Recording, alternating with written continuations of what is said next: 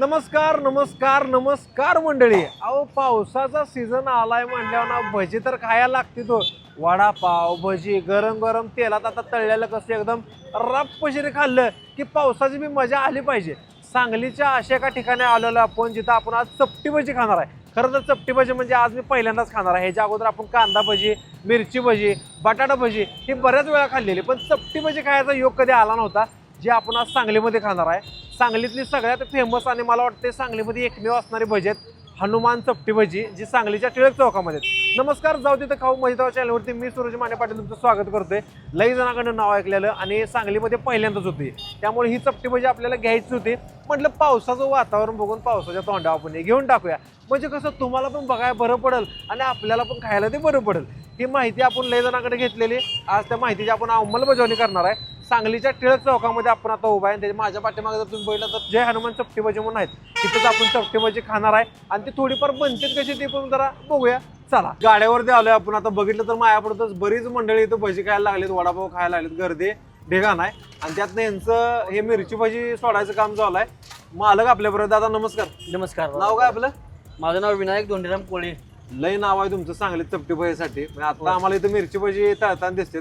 चपटी भजीचा विषय काय? मिरची चपटी भजी म्हणजे ही थोडी जरा शिजली ना, बर, थोडी ब्राऊन झाली की ह्याला चपटी करायला तयार होतात. आता ह्याच्यामध्ये मिरची दिसते मला. हे मिरची भजी पण चपटी होतात. अशा त्याच्यात चपटी करतात काय? हा, कधीपासून चालू केला इथं तुम्ही? आमचे वडिलांनी चालू केले 1984 साली. 1984 ला. म्हणजे सांगली तर पहिल्यांदा यांनी चपटी भजी आणली म्हणायला काय हरकत नाही. होय, कसं काय म्हणजे सांगलीत जाऊन कोणी चपटी करतच नाही.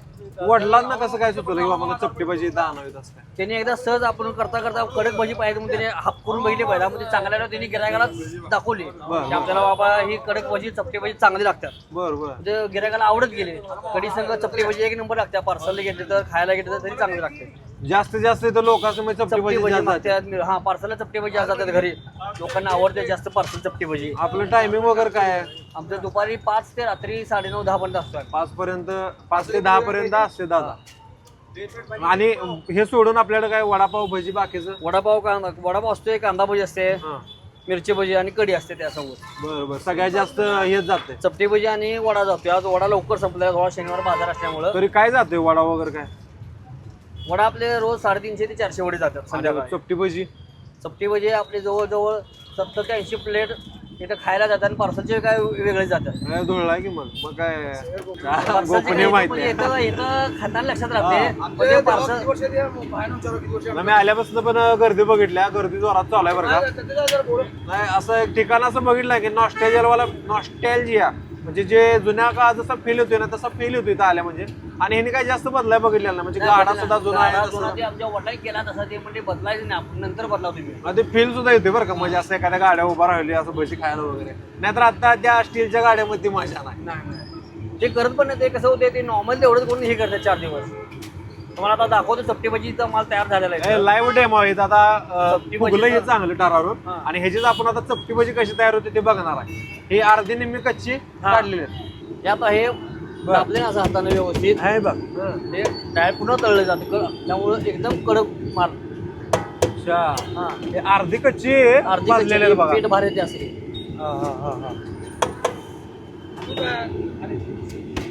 अरे वा. पाक द्यायची का नाही त्या भज्याची पोळी करून ठेवली बरं का यांनी. ते आता पुरा गेले तेळात, म्हणजे त्याचा जीव काढून तुम्ही सोडलाय बरं का.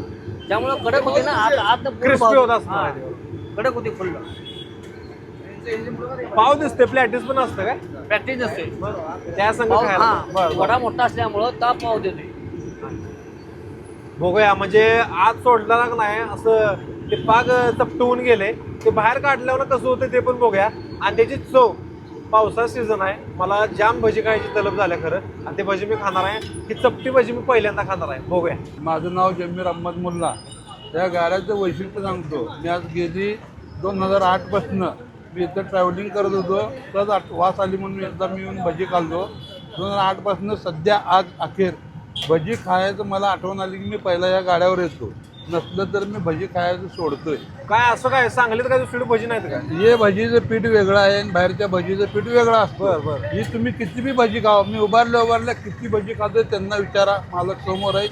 200 ते 250 रुपयाची भजी खाऊन मी जातोय. I, I, I, I. घरात म्हणतात तुम्ही भजी खाताय का घरात जेवायला येत आहे. कसा जेवायला लागतं हा. एवढं.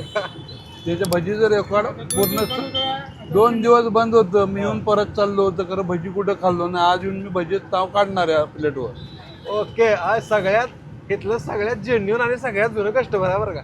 म्हणजे माणूस एकदम 2008 आणि आता 26 चालू आहे. डाळीचे त्यात फरक आहे. हा, बरं. बेसन वेगळं, डाळीचं पीठ वेगळं. बरोबर. प्युअर भजी खायचं असेल तर जे हनुमान भजी स्टॉलवर यायलाच लागतं सांगलीत.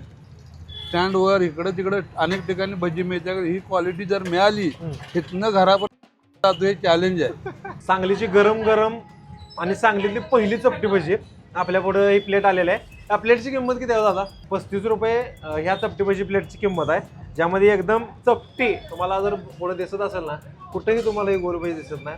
अशी एकदम चपटी भजी आणि असं वाटेल की माणसाला बटाटो भजी आहे का काय, पण हे बटाटो भजी नाही. याच्यामध्ये आत मिरची आहे आणि संघ पण खायला मिरची दिली आणि त्याच्याबरोबर पिठी पाव खायला दिलाय. सांगलीतली पहिली भजी मी खाणार आहे. माझा आज खरोखर पहिला अनुभव आहे भजी खायचा. ह्याच्या अगोदर मी कधी सुद्धा चपटी भजी खाल्लेली नव्हते, कारण जास्त कधी संबंध आलाच नाही. हे आत्ता आला. खाऊन बघूया आपण यांची गरमागरम सांगलीची फेमस जय हनुमानची चपटी भजी. आतलं जे हे कोटिंग आहे तुम्ही बघताय, ह्याच्यामध्ये पिठाचं कोटिंग दिसतंय, वर बेसनाचं कोटिंग आहे आणि ह्याच्यामध्ये ही मध्येच मिरची कोटिंग आहे. जर ह्याच्या व्यतिरिक्त मला सांगा, जर कुठं आता ही मी मिरची भजी चपटी बघितली, ह्याच्यात दुसरं आणि काय चपटी भजी असतात का, किंवा कांदामध्ये किंवा कशामध्ये, ते तुम्ही मला कमेंट करून सांगा. पहिल्यांदा आत्ता मी हे घेऊन बघतो. पिठासंग खाण्यापेक्षा हे मिरची संग खाल्ल्याला मला जास्त आवडेल. ट्राय करून बघूया.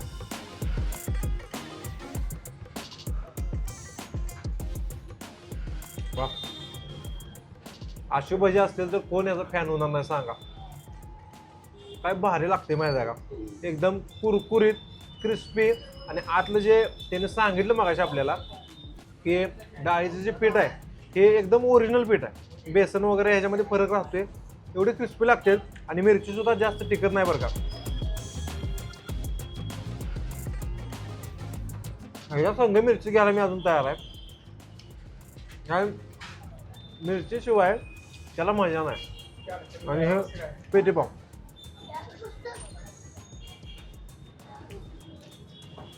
भारी आणि भारी अनुभव मला आला बरं का. मिरची भजी बनवलेलं हे चपटी भजी जे खाताना तुम्हाला 100% भारी वाटणार. आता मी खुश झालेलो आहे बघा. आणि आतलं जे आवरण आहे का पिठाचं, त्याने काढताना आपण ज्यावेळेला ते धप्पा मारला त्याच्यावर, त्यावेळेला ते ओलसर होतं. ते बाहेर काढताना आतलं जे कोटिंगमधलं जे आवरण आहे, वरचं आवरण आहे ते क्रिस्पी आहे, पण आतलं जे पीठ आहे ना ते एकदम अजून ओलसर आहे. त्यामुळे ते खाताना असं ते काय म्हणते ते तोटर लागत नाही, म्हणजे गिळताना वगैरे त्रास होतो ना, असं त्रास होत नाही. एकदम भारी.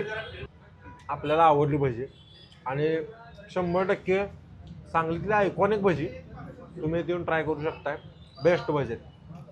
चपटी भजी खाऊन झाली. ह्यांचा वडा सुद्धा इथे फेमस आहे. त्यांनी सांगितलं की 300-350 वडा जातो इथला म्हणून.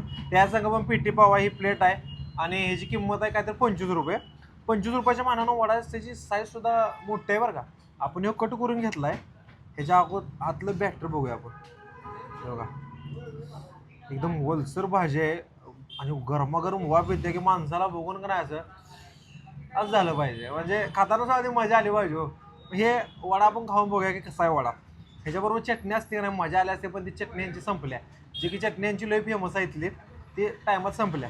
हा दे कढीला काहीतरी आपल्या ती सवय पडल्या ना, त्याला काय म्हणतात कढी म्हणतात. कढी मी त्याला ती चटणी म्हणतोय कढी. ती कढी यांची संपलेली आहे म्हणून आपण आता नुसता सिंगल वडाच खाऊन बघूया. त्याबरोबर पेटी पाव आहे, बघूया.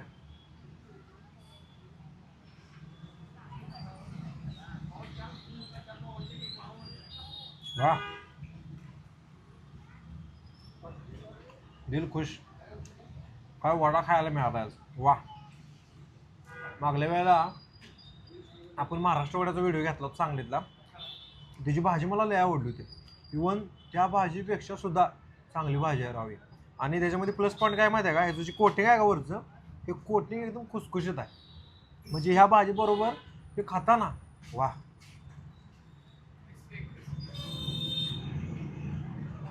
हा हा, असं टाळूला भाजायला लागले. म्हणजे भाजी चव जी लागते त्याच्यामुळे ते खाऊ खाऊ वाटते. एकदम सुप्रीम क्वालिटीची भाजी आहे याची, ज्यामुळे वड्याची टेस्ट लय म्हणजे लय भारी लागतं. वा, किती वेळा वा म्हणलो माहिती आहे का तुम्ही? मला सांगा वा किती वेळा म्हणलो. अहो तेवढ्या क्वालिटीचं आहे हे, लय भारी आहे. म्हणजे भाजीमध्ये का नाही असं त्यांनी जे कॉम्बिनेशन केलेलं आहे त्याच्यामध्ये अखंड कोथिंबीर सुद्धा मला कुठं कुठं दिसत्या. वा, सिंपल बेसिक भाजी ज्यामध्ये नॉर्मल मला जर पुदिन्याचा फ्लेवर येतोय, त्यामुळं त्या भाजीची चव अजून वाढून येत्या. त्यामुळेच मला वाटतं ती टेस्टी लागते. बेस्ट आहे, छान आहे. बरोबर खाया. आता कुठेतरी मिळायला लागला. म्हणजे वडापावला पावाशिवाय मजा नाही हो. त्यांची चपटी भजी तर भारी आहेच, पण त्या वडापाव सुद्धा मी फॅन झालो बघा. म्हणजे मला कुठंतरी मागाशी वाटलं होतं हे प्रत्येकाचा डायलॉग झाला आहे की आमचं 300 350 500 550 1000 1500 वडं जातात. पण खरोखर ह्या लेवलला 300 350 वडं सुद्धा यांचं म्हणजे कमी जातात. अजून जायला पाहिजेत. असलं वड्याची क्वालिटी आहे. मी 100% तुम्हाला हे रेकमेंड करेन, तुम्ही इथं खाल्लाच पाहिजे वडा आणि यांची चपटी भजी. आजचा व्हिडिओ कसा वाटला ते मला कमेंट करून नक्की सांगा. व्हिडिओला लाईक करा, शेअर करा आणि सबस्क्राईब करा. आपलं मराठी यूट्यूब चॅनलचं नाव आहे जाऊ तिथं खाऊ मजेत राहू.